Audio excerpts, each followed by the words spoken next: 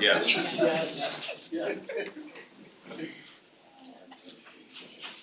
Sorry.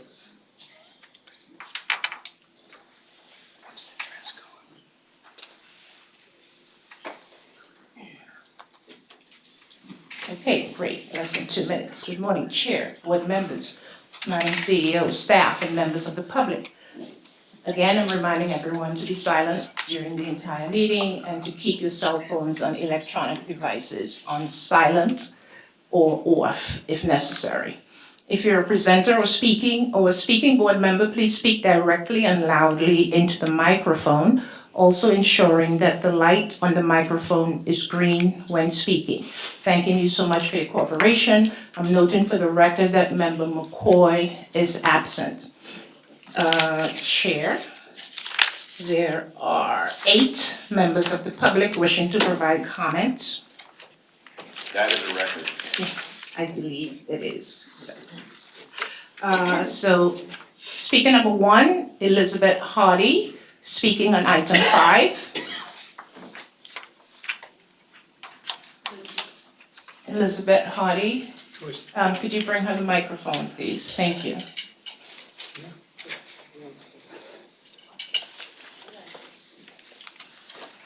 Just a reminder that speakers are limited to a maximum of 3 minutes, so I will be indicating when your time is up.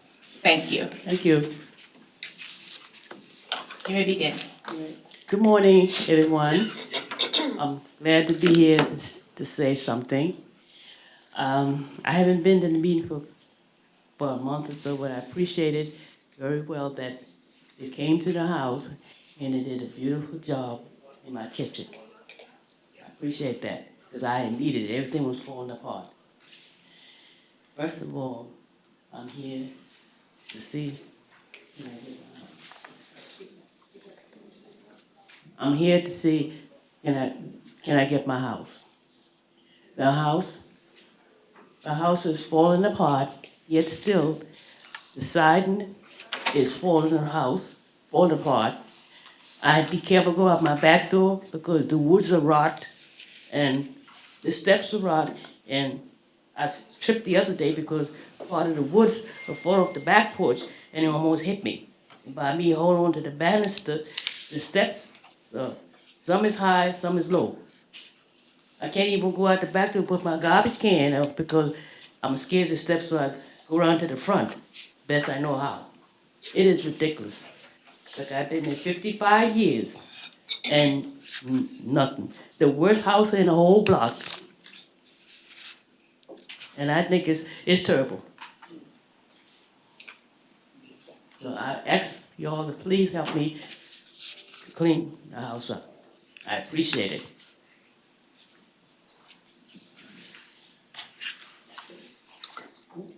Thank you, Ms. Yes, Hardy. Thank you. Thank you very Thank you. much. Okay. Thank you, ma'am. Speaker number 2, Henry Wright.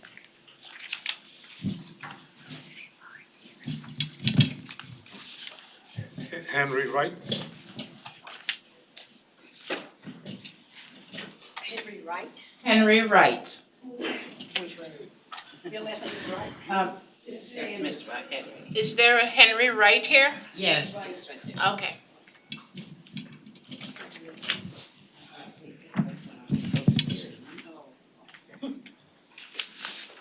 Good morning. Good morning. I'm sorry you got a little bit confused about my name. But when you get older, that's what they do to you. They make you take back what you didn't want. But I thank God for being here this morning. You say we're not in church, but I have to put God into it because He's the head of all of it. I came down here today to see, is it possible that I could get my house? I would love to have my house. I think I need my house. I think I the one should have the house.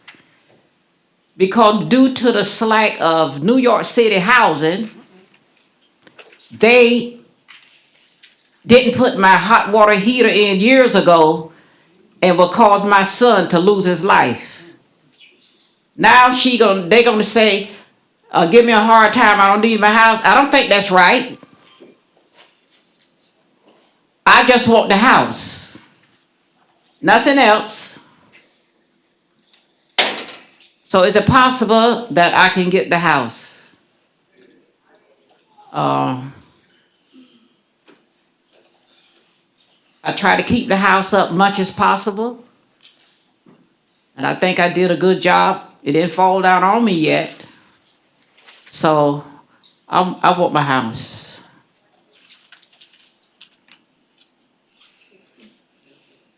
Thank you, Ms. Wright.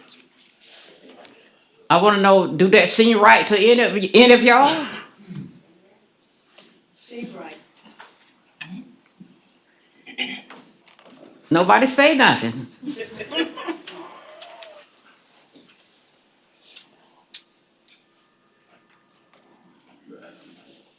Y'all scared? Ms. Wright, are you, Ma'am, I'm sorry, I know, okay. we're just trying to figure out, I know that you've been, I think you've been talking to Jacqueline, sir? Jacqueline at real estate, in our real estate department? You're talking to somebody. Somebody, real estate, Jacqueline, Jacqueline? No. no? Okay, all right. It's the young woman who was here earlier talking, I think she's young, youngish, who you were here talking to. We'll make sure that somebody follows up with you, ma'am. All right. Appreciate it. Please Thank you. follow up with Thank you, that. ma'am. Thank you, Okay. Ms. Wright. The third speaker, Edwin Delgado.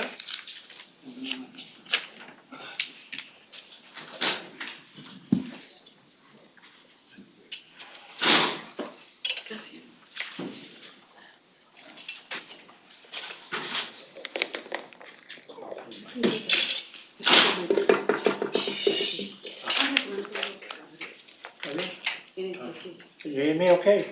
Yes, sir. Okay, good. So I grew up on the Lower East Side, native New Yorker. And we were pushed out of the Lower East Side. We went to Williamsburg, we were pushed out of Williamsburg. We were in Chelsea, we pushed out of Chelsea. Now, they want to push us out of public housing, the last housing for working poor in this city. I'm talking about Elliott Housing and Fulton Housing. You're allowing, a matter of fact, your organization, not you individually, because I used to work for HUD as an investigator, and I know there's good people inside the organization, but your organization is in bed with the real estate people of this city, with the speculators pushing poor people out. And I don't know, it's like, this is like a war against the poor. So I don't know what to say, except we're not gonna move. This is a land grab. This is a damn land grab. You know it, the elected officials know it, we all know it. This is a land grab. This is the last housing that poor working people have in this damn city. Thank you. Thank you, Mr. Delgado. The next speaker is Lizette Colon. Yes, good morning, everybody. Buenos días. Just looking around, I see that Ms. Lisa Bova is here today, and she's going to be talking via a webinar today with Eric Bosher regarding the NYCHA. And I'm glad that we are in person, because you see the difference. You feel the room, and you feel the pain of the people. We were hoping that you will have the courtesy of having that kind of dialogue with the people of Chelsea, Elliott, and Fulton. We haven't had that chance. We had 2 hearings in the past week, and if you would have been there, you would have felt the same pain that I heard from the ladies that just spoke before us. It's a pain of feeling ignored, feeling pushed out, feeling abandoned by NYCHA. I was looking at the pictures in the front of the lobby. This is the first time that I come to this building, and it is a shame that we are not honoring the purpose of NYCHA being here. NYCHA was supposed to be created to protect the poor people, provide them housing. They shouldn't be begging for that. That's their right to have a housing that is decent, just like all of us have it. and we keep ignoring them, and we keep saying, oh, they will have a better housing. They don't want that. They want the houses to be renovated. They don't want to be pushed out. They keep saying demolition is the only way. Why? Because you have made agreements with Essence and Related. That's it. There's no other way to call this. Tito said it right. It's a land grab. It's Chelsea. It's very rich, the area that you're planning to construct. And in the meantime, you're telling the people that live there, oh, don't worry, you will come back. You know, each one of you know that they will not come back. Most of them are the age of Miss Wright, and I forgot the first name, Miss Wright, Henry? Yes, most of them, the people that were there in that hearing were telling us, this is going to be almost based on the DEIS plan. This is going to be almost 16 years. 16 years. By the time that 16 years go by, they will be gone. So why can't you put the money where you're supposed to be putting the money to renovate the apartments and don't demolish? Don't kick us out. Thank you. Thank you, ma'am. Thank you, Ms. Colon. Good, Jackie, one moment, I'm sorry. Sure. I I feel like I do need to say one thing, if you don't mind, about the full Millie at Chelsea plan. Everybody understands that there are strong views on all sides, truly, we do. There have been more than 5 years of public engagement on this plan, and it's, ma'am, I promise you, you may not agree with it, but there have been 5 years of active and open engagement on every side. There is not one person who feels if they haven't had an opportunity, ma'am, you had your time, I get my time. Everybody has had an opportunity to say what they need to say. The issue is the following. The federal government has ignored NYCHA for 5 decades. 5 decades. NYCHA has an $80 billion capital hole, and if you'd like to talk to somebody more detail about what it is, I'll take you chapter and verse through it. We do not have $80 billion. You know what's $80 billion? The private sector. You will be back in your apartment as soon as it's fixed. We've done 20,000, ma'am, you had your moment, I get mine. Please return to your seats. That's not true. So we had 20. You were basing it, you're basing it on a survey. There was not even a vote, You're not- and people Enough, don't know enough, about enough. it. So please stop the lies. People will Stop the lies. Stop This the is a lies. lie. That's a lie. You should be ashamed of yourself, all of you. All of you. Your friends were real estate developers. And please Uh, keep they're in the order. pocket of real If you estate. are out of order, you will be asked to leave the meeting immediately. You're out of order. Jackie, no, This it's whole fine, Jackie, damn it's fine. body's out of order. It's fine. Guys, enough. It's all right, it's fine. It's my fault. I appreciate your coming and I appreciate hearing from you, I really do. Thank you.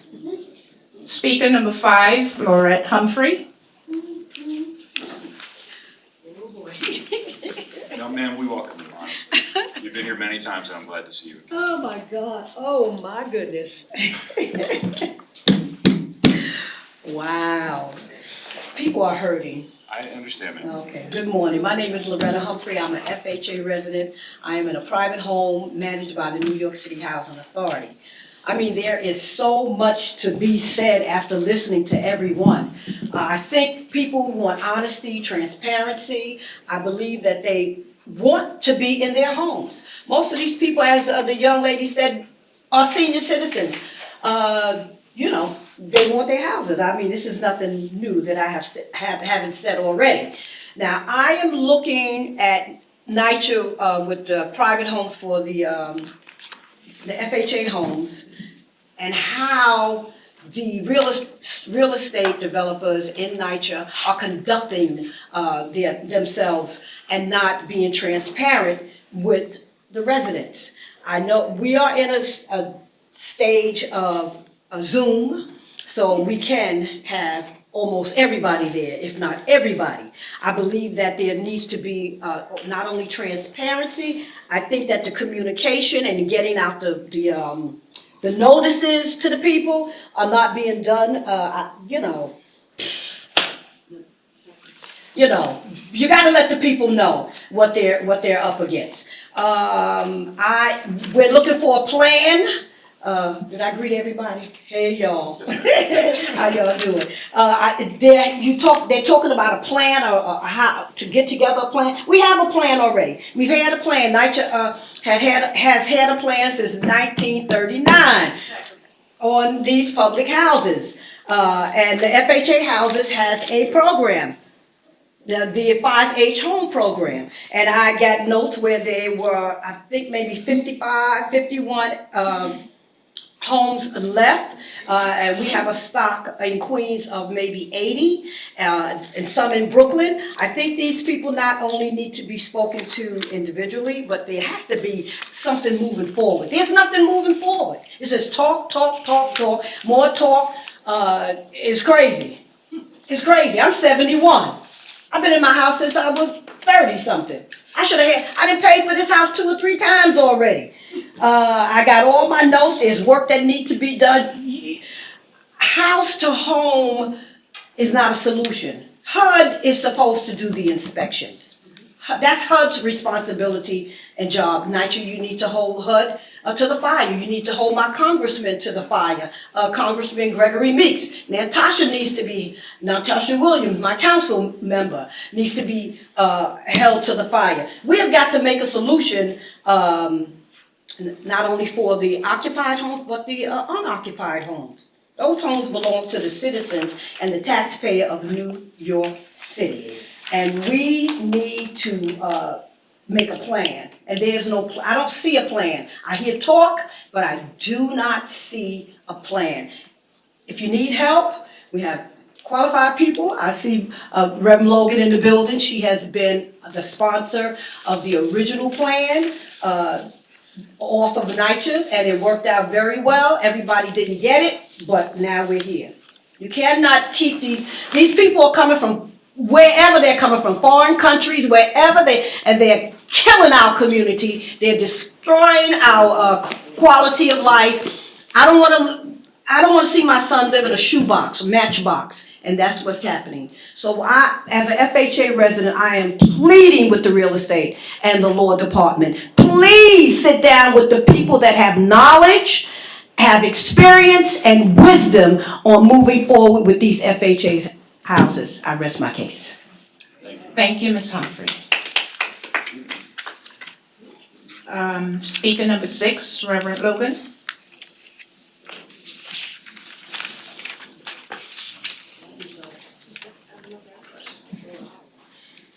Good morning, Chair. Good morning, Executive. Good morning, Board. I just want to thank you, first of all, for beginning the work on the houses. You know I've been here since 2012. I started the journey, but I'm going to take 2 minutes to tell you the story. You have 3 minutes. Well, I know, the last minute is going to be something else. What happened is that in 2005, I started a nonprofit organization, No Beginnings Outreach, from across the street from my church. My church was totally dilapidated. My organization began to renew my church, rebuild it. I went across the street and found out there was a NYCHA house right across the street from my church. I formed a Community for Change. We were around knocking on doors. And we started knocking on doors and we formed an organization. We found out that NYCHA was responsible for all of these projects. We went to the federal government and went from borough to borough. I'm telling the true story now. And we knocked on the door and they said, yes, we accept your plea. They agreed that we could meet. I came to this, not this building, but the 250 building, and I met with the real estate agency for 2 years. I met with Mr. Penn. I sat down with him and formed the 5H plan. I sat down with him, I formed all the community organizations, and we developed a plan. The plan was successful. There was 81 to 100 families that were agreed to get their homes. Now, because of the glitch, we all went to our process, got all our paperwork, went to Long Island City and was told lies. Said you needed to have $20,000 for a down payment, needed to have money in your savings account. So half of the people were discouraged. They were a little annoyed. Okay, so after that, we got our own attorneys, and I happened to be one of the residents that got my house. Okay, but because of my voice, because of what I went through. So now I'm back to the stage. Because I had a voice and because I did what I did, they refused to fix my house. They came in and fixed my cabinets, left the broken bottom cabinets, knocked down my garage, didn't fix my garage. My whole basement was leaking from my kitchen. I'm talking about 2012 to 2025. I'm still in a rotten house. I moved into my house and I formed my nonprofit. I got a U-Haul van, drove it myself, and went from house to house delivering sheetrock, delivering tiles, delivering windows, delivering doors. And I helped the FHA families start. That's how we started renovating. We started revitalizing our company. Now, because you came in, I'm thanking you for coming in. You did what you need to do. Our community is much better than it was, but the people's houses are still ruined on the inside. So my plea, 3 pleas. The first plea, the other thing is, this is my first, last minute. I came here, I met with the Marissa, Jonathan, all of your wonderful people, promised me and said they were gonna help me fix my house. Never did. Oh, Miss Logan, Reverend Logan, you can get a refinance. We can help you with a refinance. We can help you with even, getting different things. So I went through the full process, you know that. Got to the attorney's office and the attorney said, oh, ma'am, you got a promissory note.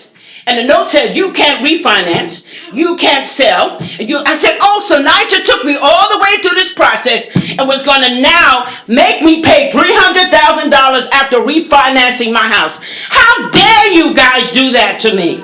How dare you? So I get an email today, oh, Miss Logan, we can talk to your attorney and settle the matter. I'm not gonna refinance. I'm here today for 3 reasons. The first, get my house remodeled. You have a copy of my the evaluation for my house when you get it remodeled. When you want to get money for it, you have every picture of my house, of exactly what I want. I'm advocating on these people to get their houses remodeled and refinanced, and I'm also asking to continue the group for the 5H plan.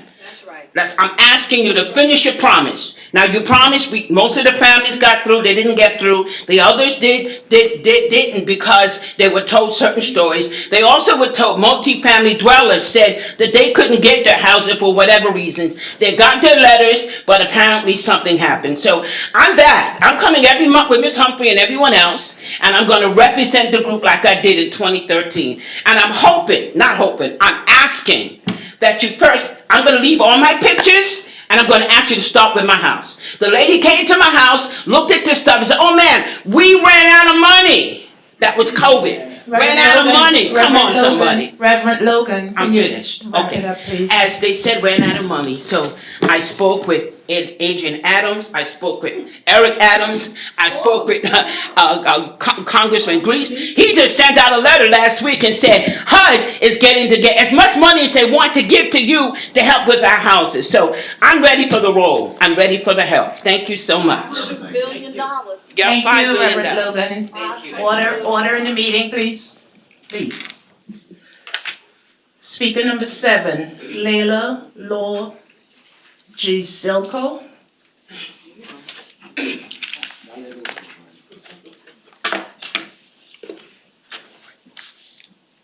Thank you very much. My name is Layla Logiziko.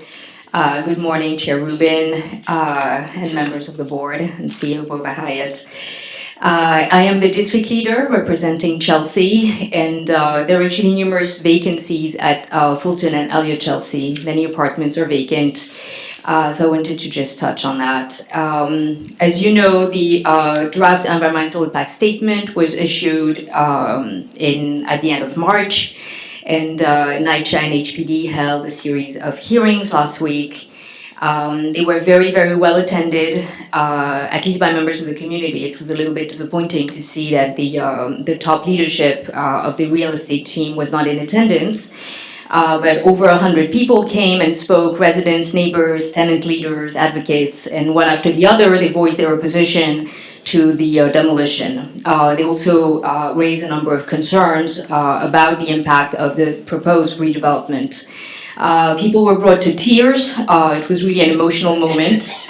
I want to note for the record that despite the magnitude of this project and the community's deep concerns, NYCHA gave a presentation at these hearings that lasted approximately 7 to 10 minutes for a DEIS that is 1,000+ pages. And these presentations did not include a single rendering. Floor plans were presented, but not one image that would have helped people really understand the magnitude of what is being proposed. These renderings exist, they are in the DEIS, but they were not part of this presentation. It was very well translated, but the script was incredibly difficult to understand. I do that for a living, and I was having a hard time following all the lingo that was being used. So I can only imagine how hard it was for tenants and the community at large who are not experts in these environmental matters. I also want the record to reflect that NYCHA was invited to explain the DEIS by Community Board 4, as well as by the local Democratic Club, the CRDC, Chelsea Reform Democratic Club, and NYCHA declined both invitations. So I know that we're getting close to the deadline to provide comments, but this project is not going away. I'm reiterating my plea. We need to have a presentation. We invite NYCHA to come and give a presentation, and we want to have the opportunity to ask questions, once again, in a fair and transparent fashion, so that we are engaging with NYCHA, and NYCHA is engaging with the community in good faith. Meanwhile, the unmitigated negative impact described in the DEIS, as you know, are extensive. Unmitigated noise, shadow impact on schools and parks, traffic congestion, strain on local infrastructure, including stormwater overflow, toxic soil contaminants that include lead, cadmium, mercury, barium, in excess of what is deemed acceptable. And all of this is, on public land. And then there's the final piece that really raised a lot of concern at these hearings, which is the price tag for this project, $1.9 billion, and the fact that it is a no-bid contract. Related and Essence never bid on this project. They bid on a remodeling along with two other bidders. We appreciate that we did receive the RFPs through the fall that I had submitted in December. But this particular project, this reconstruction, was never put to bid. Not even by Related and Essence. That figure has raised serious concerns about public procurement, cost inflation, and long-term risk. Mr. Bilko, can you please wrap it up? Sure. Over 4 minutes now. Thank you. I think that's enough. Ma'am, That's enough. Thank Everybody you. else should have 3 minutes. We need to be fair. Which building, which of our buildings do you live in? I am the district leader. I am an elected district leader. I do not live, I am not a tenant of NYCHA. Yes, thank you. Thank you for your comments. Thank you very much. And finally, speaker number 8, Salinas Miranda. 3 minutes, please. I'm Salinas Miranda, a tenant of the Elliott Houses in Chelsea. Some of us are here today to provide you with an update of the outreach we've done. As many of you already know, we've gathered 949 signatures on a petition opposing the proposed demolition of Fulton and Elliott Chelsea houses. Many of us have gone to CB4 meetings, public hearings, and most recently, the DEIS hearing, making a stance and saying no to demolition. Have you been listening to our voices? I hope that you are. Both in-person hearings on the draft environmental impact statement were successful. The grand majority of the participants were all against demolition. Many were FAC tenants and many were neighbors and residents that live in the Chelsea community, all of us making a strong and valid arguments. You must know that the community in Chelsea, including FAC tenants, are against demolition. This is a resident-led movement. We are speaking up as Chelsea residents, one community in unison. We are saying no, we do not want demolition. We do not want more buildings. We are happy with the well-built, solid buildings that we have now. Plenty of open space, a spacious, tranquil environment. We do not want to become overpopulated, overcrowded, no gridlock traffic, non-stop sounds of sirens, breathing in pollutants the entire day. The list goes on. This will not be a healthy environment for children, the elderly, adults, no one. It's unethical, cruel, inhumane, and careless. You can choose to shut your eyes and pretend like we are not here, but you know how we feel. We've been vocal for almost 2 years already. You're ignoring us and hoping that we go away. For the few who do care, please watch the DEIS hearing. The public hearing should be posted on the YouTube NYCHA's profile page soon. If you choose to demolish our NYCHA community, it will be against our will. It will be a demolition against our will. We do not choose this. NYCHA did. NYCHA is choosing to respond and cater to the global real estate company that is related. And this resident-led movement that's against demolition will have been completely disregarded, ignored. And this webinar that Lisa Bova Hyatt and Eric Bosher are holding tonight, how controlled will it be? Whose questions will you read from? Stop being biased and make this a fair process. In the senior citizen building, they are being intimidated. The seniors being told that they will be forced out if they don't leave, taken to court, that they don't own their apartments, they're just tenants.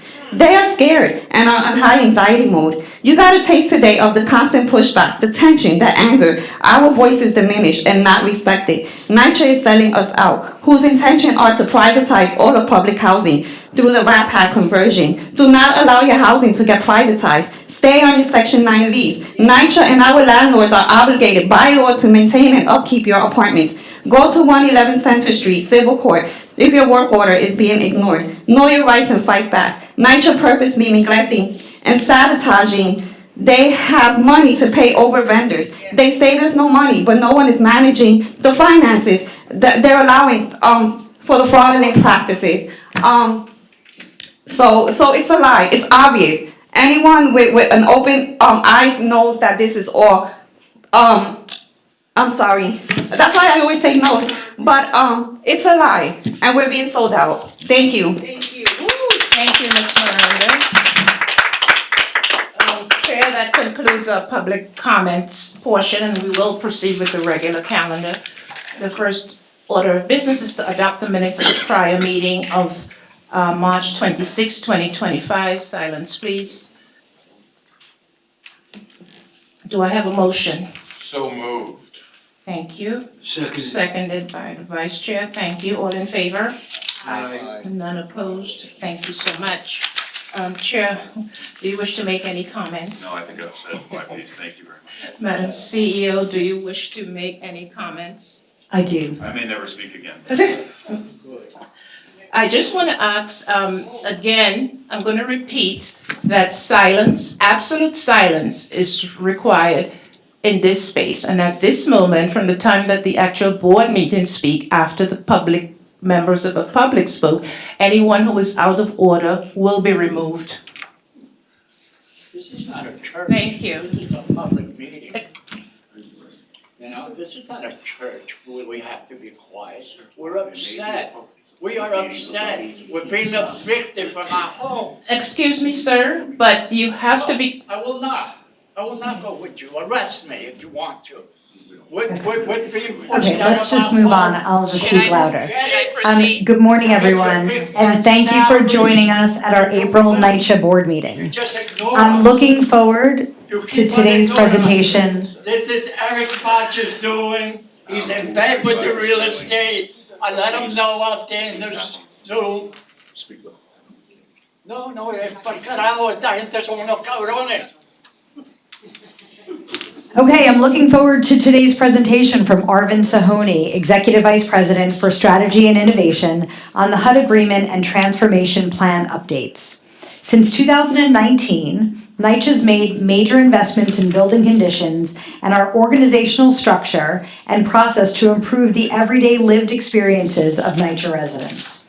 We're continuing to work closely with the new federal monitor team to implement and track changes, and are glad to be sharing an update of our progress to date. I'm also excited to share that on March 27th, NYCHA closed on the financing for Eastchester Gardens, a $391 million PACT project to renovate the 877 homes of over 1,850 residents living in 10 residential buildings in the Bronx. We look forward to continuing to work closely with residents and see comprehensive renovations at one of the oldest public housing developments in New York City. Lastly, in case you haven't heard, Luigi Giancona, Director of HUD's Region 2 Office of Public Housing, is leaving his role at the end of the week. Luigi's been working closely with NYCHA for over 30 years, and we're incredibly grateful for his partnership and collaboration and his commitment to public service and work on behalf of public housing residents. We wish him and his other colleagues who are also leaving, especially Chris Ingram and Brody Hefner. Best of luck in their new chapters. Finally, we've learned that Jason Logren has been named the Region 2 Administrator for HUD, and we look forward to working with him. Thank you. Thank you, Madam CEO. We'll move on to the reports section of the agenda. HUD Agreement Transformation Plan Update. Arvin?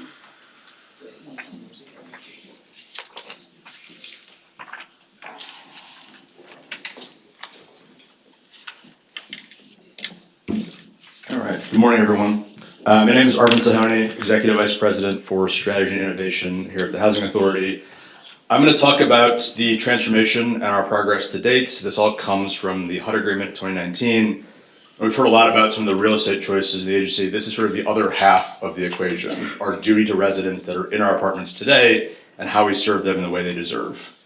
Let's start with the first slide. I'm going to go through just the agenda here on first how we got here, what the agreement required of us, what the plan actually said back in 2021.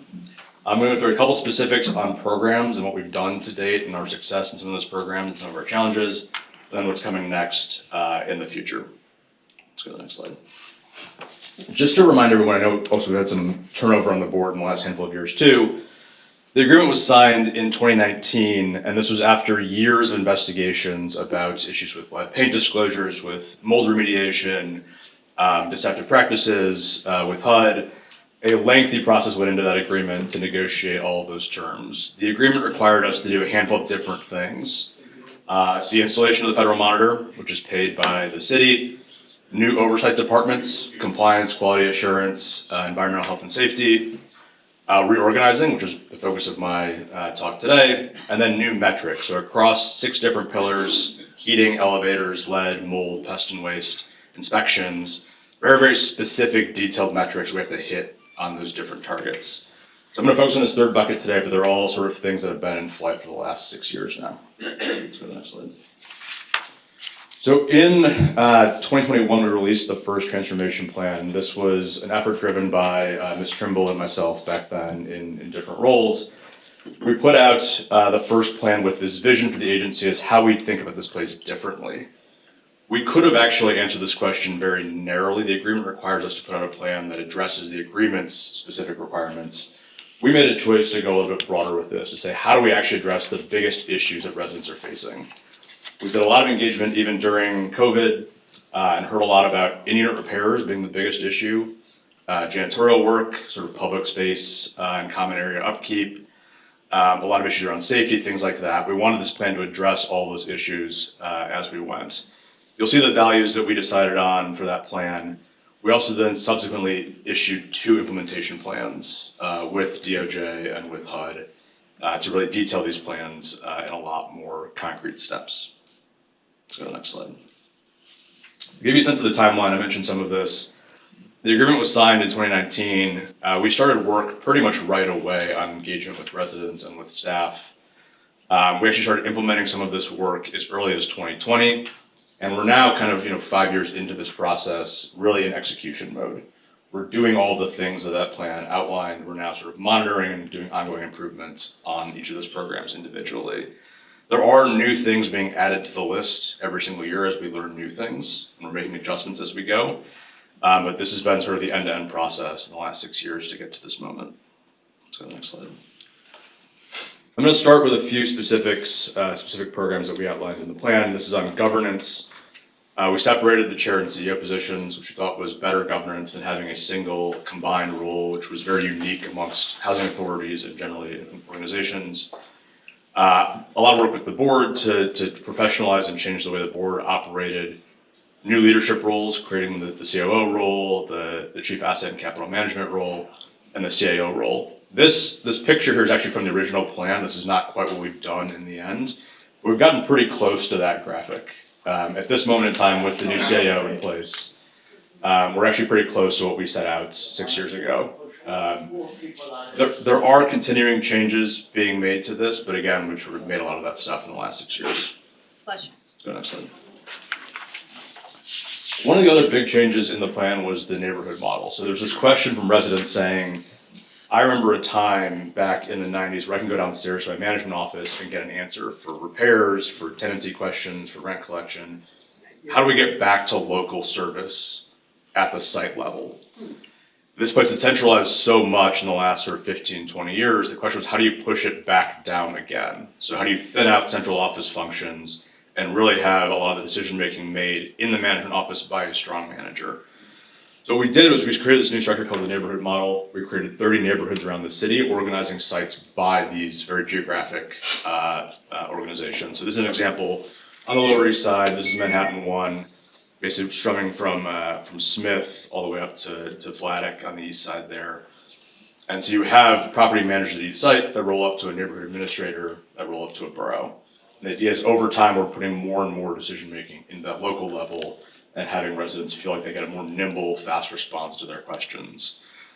This concept has proven, I think, popular with a lot of resident leaders. We have not gotten all the way there given our staffing limitations, but this is a thing that I think will continue to work for us as we move forward. Let's go to the next slide. One of the exciting things about that model is that as new things come up, we can actually build them directly into the model itself. So for example, when the IG's report came out on the bribery issues last year, we responded by creating a new neighborhood contract manager role. That basically now fits into this structure, into the neighborhood structure. And so as we have new things come up, new rules, new needs, this model becomes very, very nimble and flexible and can be used to adjust on the fly to new functions. Let's go to the next slide. Work order reform was perhaps, I think, the biggest ticket program in the plan. This was a end-to-end change in how repairs are done at the agency. Prior to this, there was a very sort of ad hoc piecemeal approach to the way we scheduled trades work. So for example, you had a cabinet falling off the wall, that probably requires plumber, plasterer, carpenter, if not a handful of other people too. We were basically waiting one at a time to do those individual tickets. You would call in for one, it would get done in a handful of months. You have to call in again sometimes to schedule the next one. What we did with work order reform was to say, let's actually schedule all of it at once. Let's respect what this job is end to end. Even if that means telling a resident it's going to take 8 or 9 months, if that's the case, let's be honest with them and say what it is. Schedule all those tickets out in the right order. Let's have all that sequence put in the right order and communicate that to residents and have them make 1 or 2 phone calls instead of having to make 7 on their own. So this took a lot of the planning sort of out of the residents' hands and said, okay, let's actually do this for residents with them, with their schedule. So this actually gives residents a chance to pick their own schedule dates versus us saying, here's when we can make it, please be there. Right, so a much more, I think, responsive way to think about the work.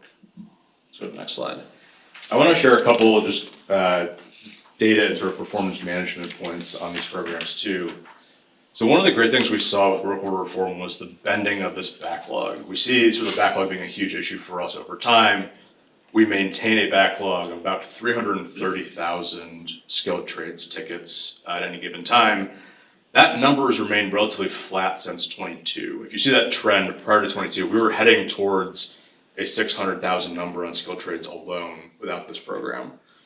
So with the sort of infusion of new staff and resources and with the change in process, we're actually able to bend that curve completely to the right and it's basically stayed relatively flat. We're now keeping pace with annual demand on skilled trades tickets for the first time in a very, very long time.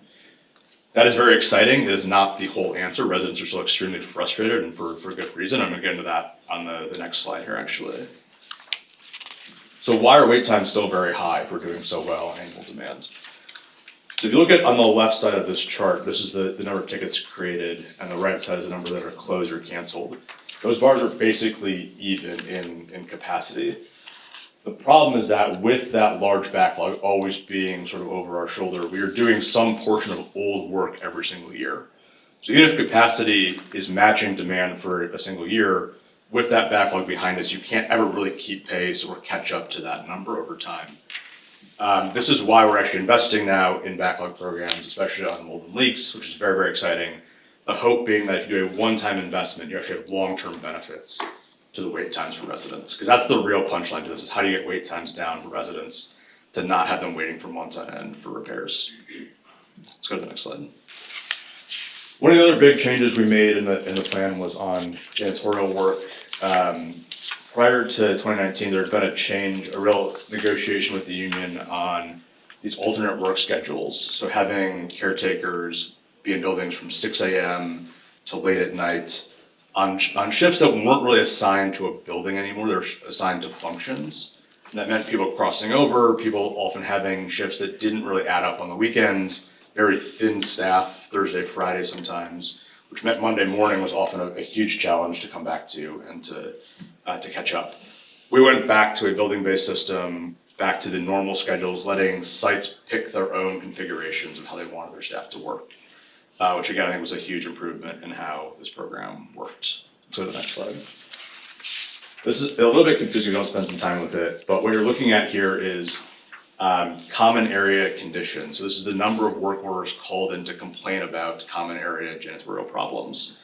What you want to look at is the gap between the top and bottom lines here. So prior to this plan, we had a much higher volume of work orders being called in to complain about garbage by the front door, issues in the stairwell, things like that.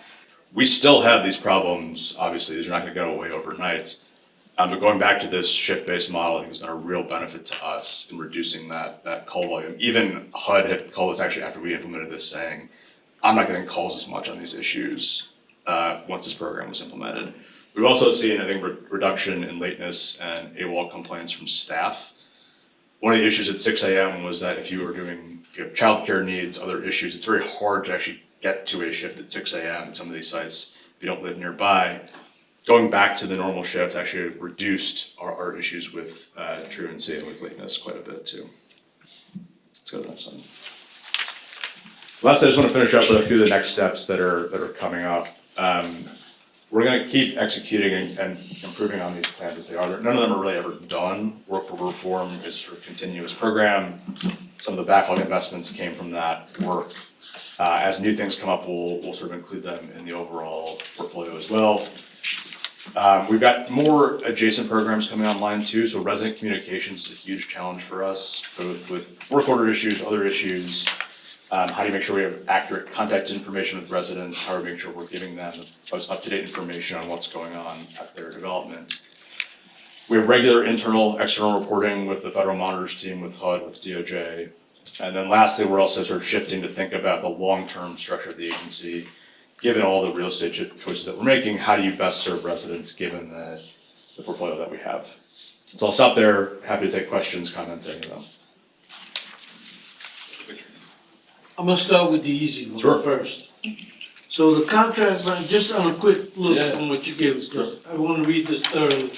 And maybe have something for you later, but for now, contract manager at the site.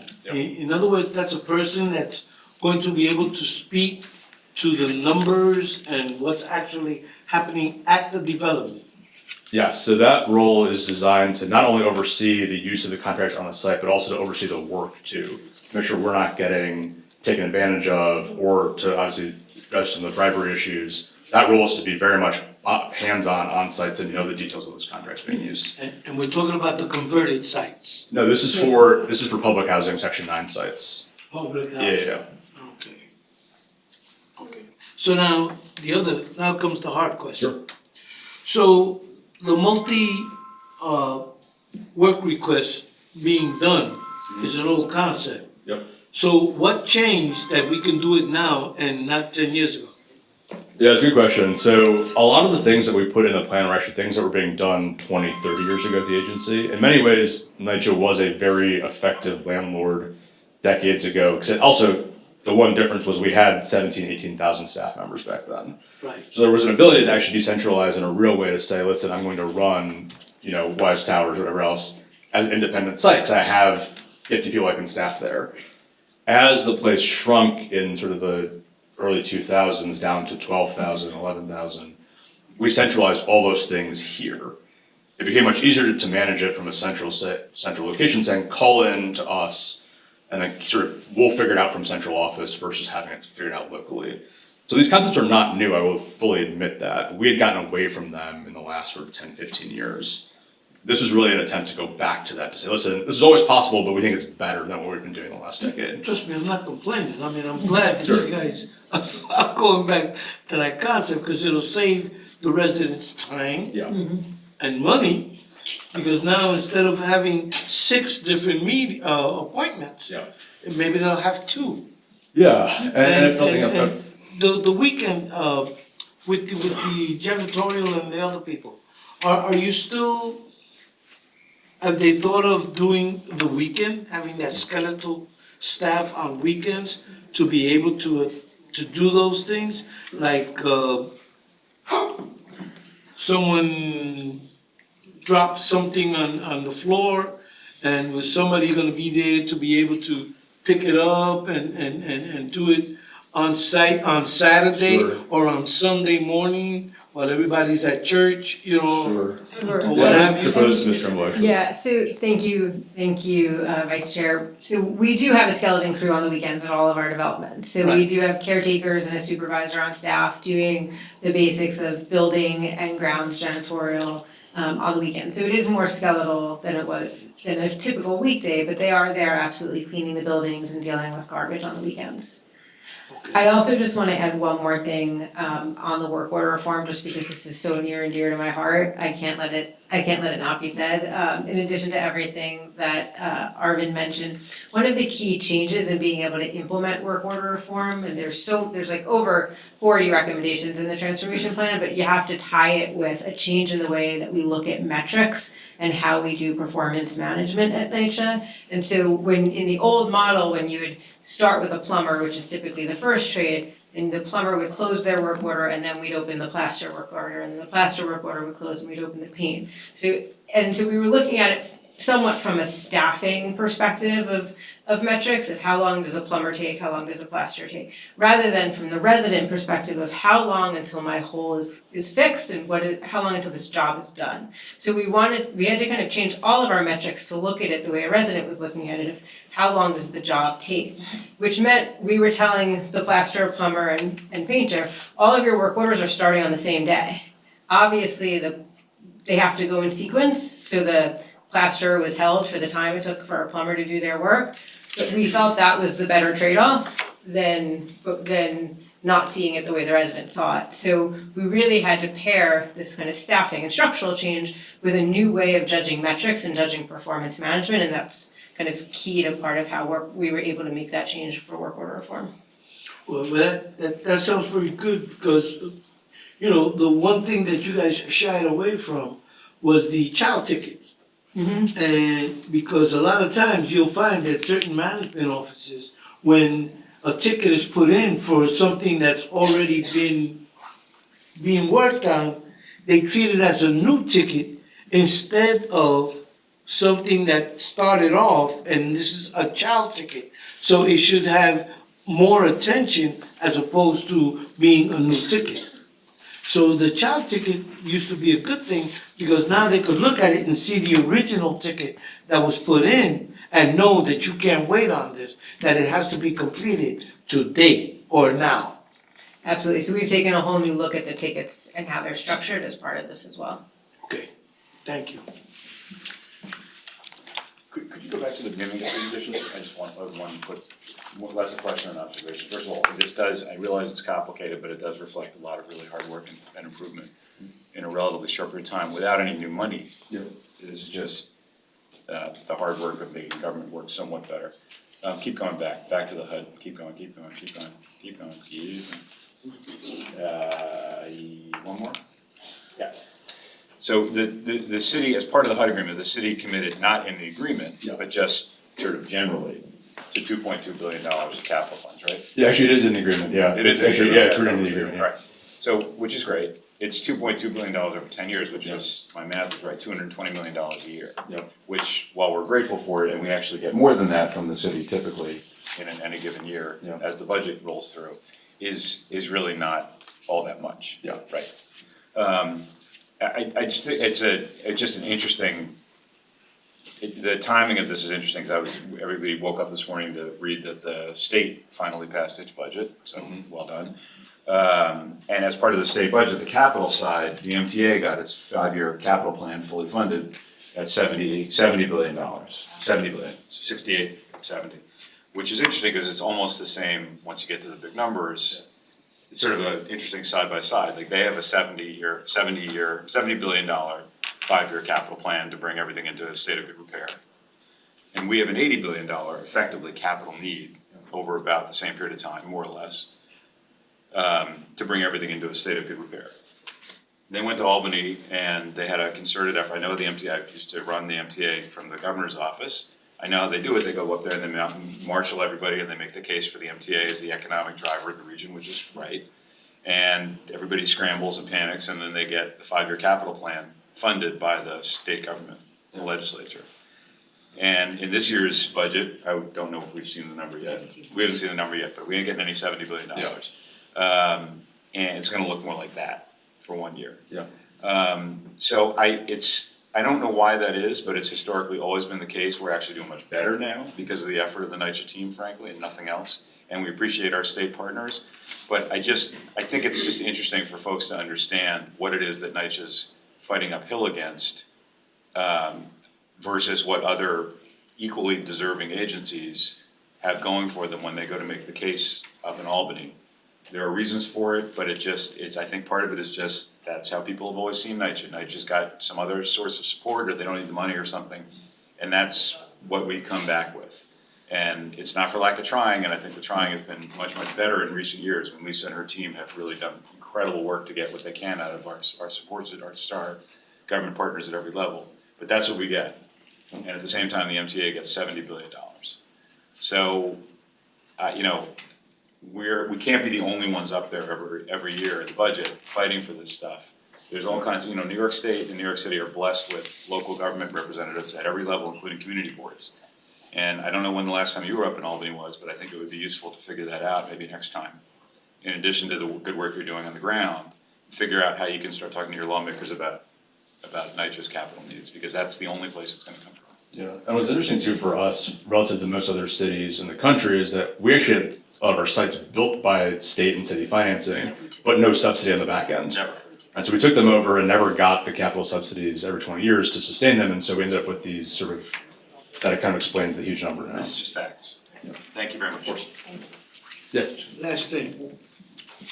So, in the graphic where you're showing the numbers of the work tickets and how it goes, are you also including the child tickets as, when you're counting the numbers? Because you should.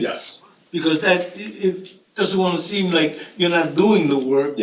You're doing the work, but it's, once you do it, now you find something else, and it's creating another ticket. Yeah, so we include those as a unit, so each child ticket is also included in those numbers, Arvin, I just wanted to confirm from a resident point of view, we're gonna do a resident satisfaction survey. Yeah, so we're not sort of doing an annual resident survey.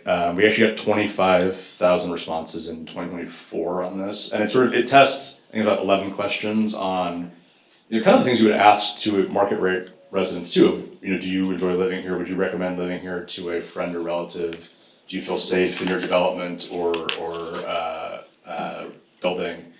And we've sort of done that a couple years now. I think as we keep doing it, we'll see how much the shift in those numbers are. We also obviously do QA surveys on work orders too, by phone. Thank you. Well, thank you. Thanks. Okay, thank you, Alvin. Next, we'll have a second report, the CPO's quarterly report of awards on contract capacity increases approved by him in the first quarter of 2025. Sergio. Thank you, Madam Secretary. Good morning, board members. My name is Sergio Beneke. I'm NYCHA's Chief Procurement Officer, and today I'll be presenting the Chief Procurement Officer's quarterly report for the first quarter of 2025. This is going to be covering the period from January 1st to March 31st. This represents our first full 3-month reporting cycle since the procurement policy manual was last amended. During the first quarter of 2025, a total of 36 procurement actions are being reported, including 22 contract awards and 14 contract capacity increases. Highlights of this quarter's activity include the award of key service contracts, such as maintenance agreements for roof fans and electrical repairs, multiple lead-based paint inspection contracts supporting compliance with public health requirements, the provision of periodic elevator inspection services, and legal support services. We also leveraged City of New York's DCAS centralized contracts with the National Industries for the Blind and New York State Industries for the Disabled to secure essential janitorial supplies gloves, and uniforms. Additionally, new commodity contracts were awarded for maintenance materials, including bathroom cabinets, laminated wood doors, structural glass, control instruments, and refuse bags. Capacity increases were also authorized to extend the term and funding of critical materials and services, including recycling supplies and services, painting, pest control, bulk garbage removal, and painting and mailroom supplies. Also, please note that starting with the next quarter's report, we will incorporate additional data into this report, including whether awards are being made to new vendors and the number of bids received in response to each solicitation. Thank you. Are there any questions? Thank you, Sergio. This was previously provided to the board and the questions were answered at the after the Q&As. Thank you, Thank you so much. Thank you, board members. Okay, we'll now proceed to the calendar items 1 through 7. Item 1, Andrew.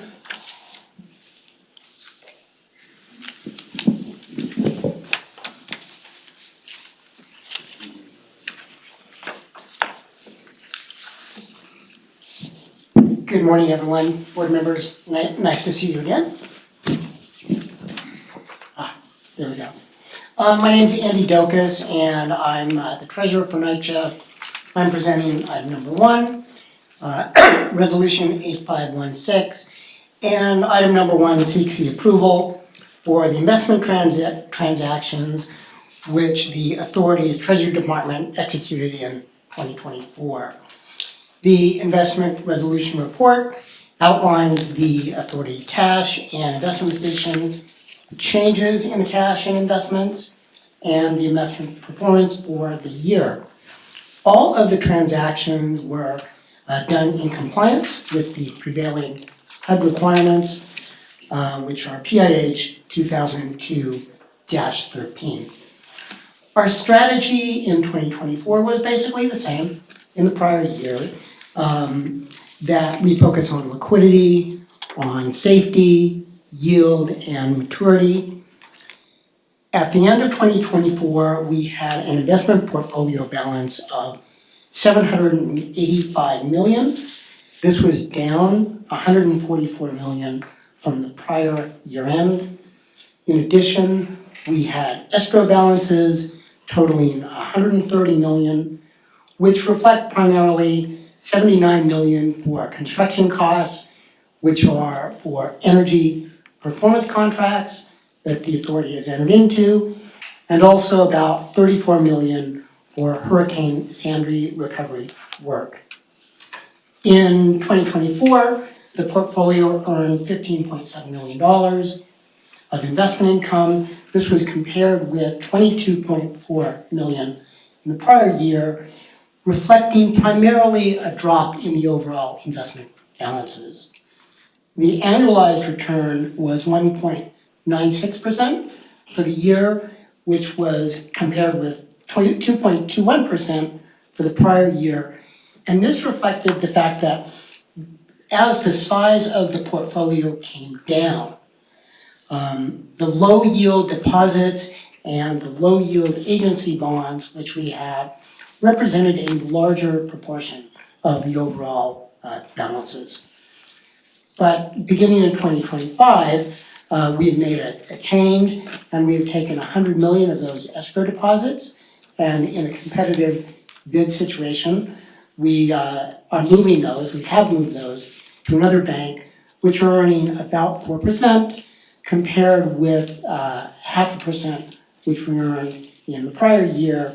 And that's expected to improve interest income on the order of $3 million this year. So we recommend that the members of the board approve the authority's 2024 investment transactions, and I'd be happy to take any questions from members. Hearing none. Thank you, Andrew. Thank you very much for your time. Item 2, Oliver.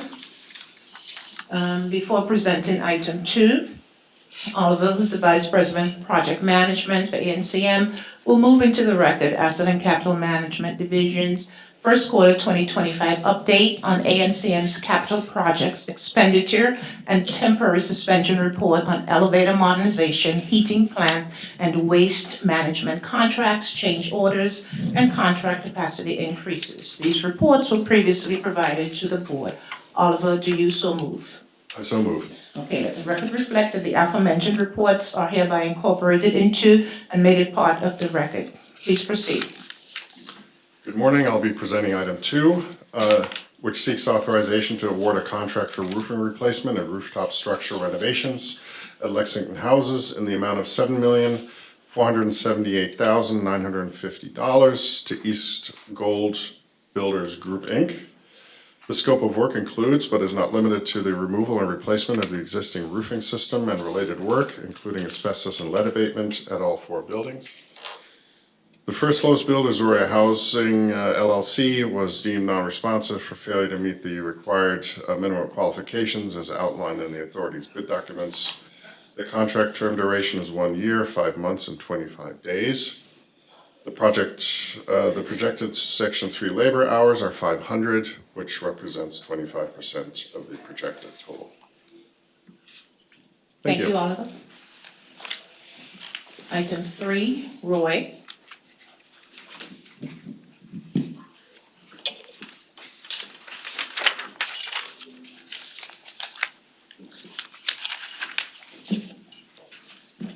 Yes. Good morning. My name is Roy Frias, a contract administrator for the Heating Management Services Department. I'm presenting item number 3 today. Item number 3 is a request for authorization to approve a contract capacity increase to an IDIQ contract to Tri-State Pump Motor Inc. for pump repair and replacement in the not to exceed amount of $7.5 million. The scope of work includes, but is not limited to, furnishing all labor, materials, insurance, incidentals, permits, equipment, and ancillary equipment for the pump repair and replacement on an as-needed basement on heating systems. The contract capacity increase is required to address critical repairs for the authority's heating systems, ensuring the continuity of essential services. The pumps covered by this contract are specifically for heating and hot water systems, aiming to improve the quality of life for the authority's residents. A delay of 1 year in replacing this equipment has caused a strain on the authority's heating systems, and despite this, Tri-State has managed to meet the high demand for repairs and respond quickly to emergencies. The total estimated labor hours are about 50,000, and the Section 3 total projected labor hours are 12,500. Please let me know if you have any questions. Okay. Thank you, Roy. Item 4, Niger.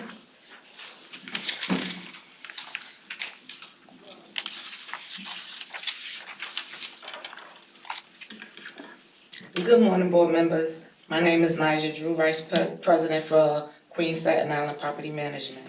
I'm presenting item number 4 today. Item number 4 is requesting authorization to approve a contract capacity increase to an IDIQ contract awarded to SLS CO LP for general construction in the not to exceed amount of $8,536,662.36. The Authority Heat and Management Service Department intends to use this IDIQ contract to build a new training lab at the Authority's Long Island City facility. The existing carpentry shop will be demolished and replaced with a new 15,200 square foot training facility. The new facility will include 2 training labs equipped with non-functional mechanical equipment such as burners, condensing tanks, and pumps that are commonly found in Authority developments. This contract capacity increase will also fund the first 1-year renewal option terms. The total estimate labor hours are 39,399, and the Section 3 total project labor hours are 12,308. Are there any questions? There are none. Thank you, Niger. And 5, 6, and 7, Cal.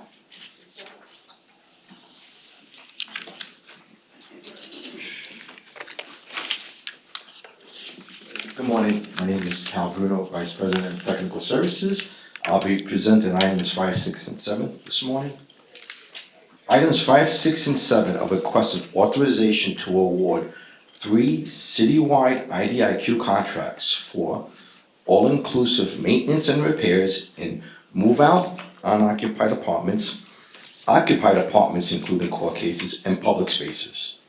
Each contract has a not to exceed of $10 million. The scope of work includes, but is not limited to, furnishing all labor, materials, insurance, permits, and ancillary items necessary for the all-inclusive maintenance and repairs in move-out, occupied apartments including court cases, and public spaces. These IDIQ contracts will also be used for post-fire cleanup, supporting authority special initiatives, supplementing in-house staff. Item 5 is being awarded to Encore Construction and Contracting, Inc. The total estimated labor hours are 50,000, and the Section 3 total projected labor hours are 14,000. Item 6 is being awarded to VP Contractors of New York, Inc. The total estimated labor hours are 48,000, and the Section 3 total projected labor hours are 12,000. Item 7 is being awarded to Earthlink General Construction, Inc. The total estimated labor hours are 43,400, and the Section 3 total projected labor hours are 10,850. I'd be happy to answer any questions.